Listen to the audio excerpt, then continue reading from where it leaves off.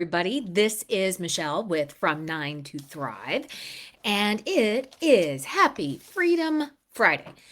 Today, we talk about all kinds of things that motivate us to keep us going and keep us on the right path. And so today, it's all about mini escapes and how they recharge your spirit. If you remember, last week I was in Florida, and that was my mini escape. I was able to do a lot of things that I truly enjoy. And if as you follow me, you're going to see that Florida is definitely my happy place.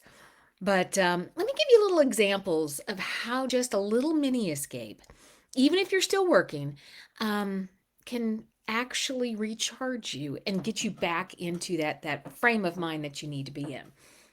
So we drive down to Florida, and it usually takes us, 15-ish hours because we have Mr. Coffee that comes with us. And he's about this much too tall to go on an airplane. And the other half about it is I like bringing all my stuff when I travel, and flying doesn't really let me do that. So I live, as we drive down the road, I see these Sprinter vans and I think, one of these days, that is my goal, that I'm going to get one of those so that Mr. Coffee can walk around as we drive and I can go take a nap while Kevin drives. But let me give you some ideas of how this recharged my spirit.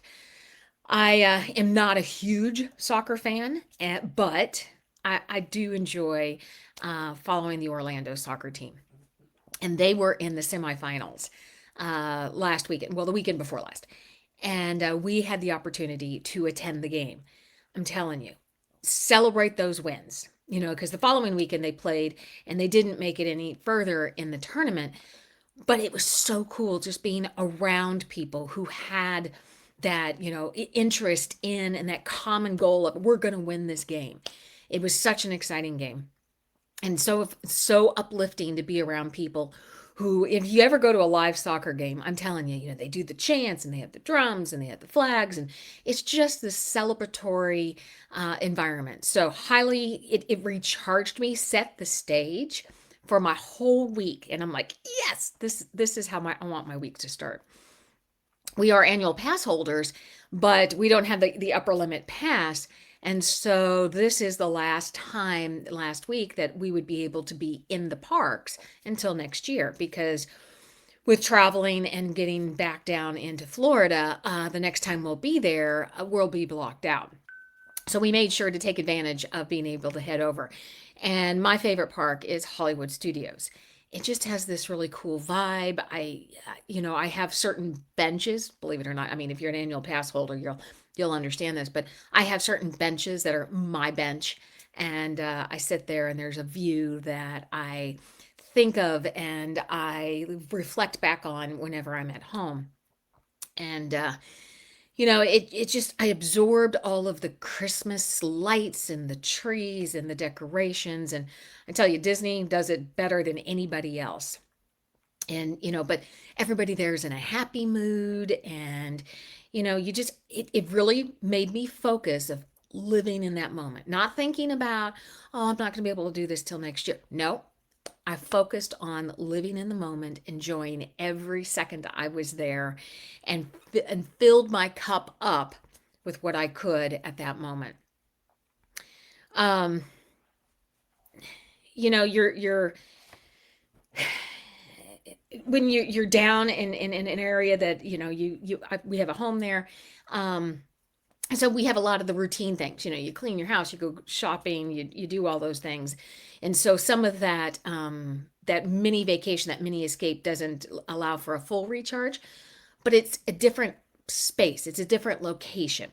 And Kevin needed a new golf bag. And so we went shopping. He's been looking for one forever. And I keep reminding him, this isn't the last golf bag that you will ever buy. It's, to me, maybe I'm wrong, but golf bags to me are like women's purses. There's different colors, there's different reasons and different things that you need them for, depending on where you're going and what kind of golf course it is. And are you walking? Are you in a cart? All of that. So we finally got him fixated and nailed down, and he bought a golf cart or a golf bag. And so while we were out there and we were on the other side of Orlando, it was an opportunity. So like, okay, we're hungry. Let's try someplace we've not tried before. Let's step out of the norm and let's go do something different. So when you're at a familiar place that you go to all the time, be it home or you're visiting family or your second home or whatever that is, make sure you take advantage of trying new places, doing new things. And I'll tell you, we be open to new adventures. Thoroughly enjoyed the Ravenous Pig. It was the genesis and the beginning of the Polite Pig that's over at Disney Springs. And I'll tell you what, we will be back. It was well worth the adventure. What do we normally do during Thanksgiving when we're in Florida is I love to go to the resorts and resort hop and see all of the gingerbread homes and how they've done them and styled them and just taken in the vibes of the resorts. So we did our normal gingerbread stroll. You start off at the Grand Floridian. Did I stand in line this time and get the hot cocoa? No, not really. I took advantage of a different perspective to see the gingerbread house there at the Grand Floridian. It's the 25th year celebratory gingerbread house. So just took advantage of just living there in the moment. Did go around the corner to the quick service, grabbed a hot cocoa, and then we walked from the Grand Floridian to the Contemporary. Now, this is the really cool thing. The parks are packed. It's Thanksgiving. But very few people walk between the parks or between the resorts. And so there was very few people on the path, and we were able to experience an amazing sunset. So we're walking from the Grand Floridian towards the Contemporary. The sun is going down, the sunset is just reflecting off of the lights. There are the windows in the Contemporary, and you turn around and it's the most beautiful view. And it was like, this is why you do things that you do. You take those paths that allow you to experience these things that I'm looking around, I'm like, most everybody here is missing this moment. And we were able to take that in. We hopped over to the boardwalk, so our tradition is we normally do the Grand Floridian and the Contemporary. And I had not been to the boardwalk and seen the carousel there. So we hopped over to the boardwalk and was able to take in a new stop on our traditional walk. So, opening up, even though it's rhythm and it's something new, it's something that you do all the time, add a little newness to it, twist up the tradition.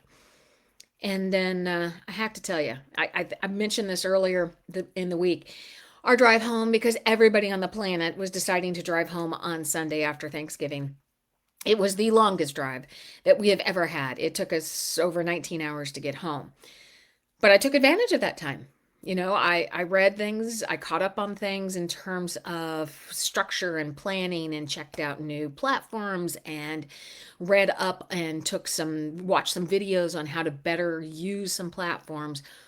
So I think the bottom line here is other than me rambling about my vacation-ish time in Orlando, is those mini escapes. Even if you are traveling for work and you get to go to a city, take advantage of these little mini escapes where you're outside of your house, outside of your norm, outside of your daily routine. These can be mini escapes. You don't have to go to, a full-fledged vacation.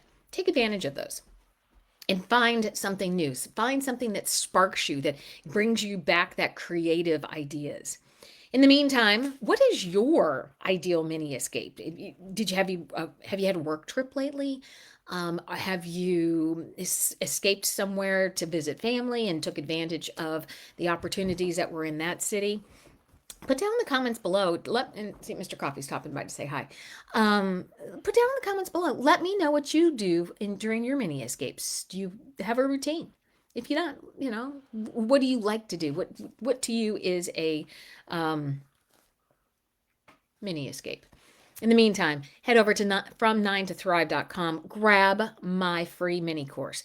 This is going to give you 7 emails over the course of 7 days that are going to walk you through that blueprint of how to establish your plan to escape your 9 to 5 so that maybe your mini escapes become your routine, and then you got to create new mini escapes to escape your mini escapes. If that made sense.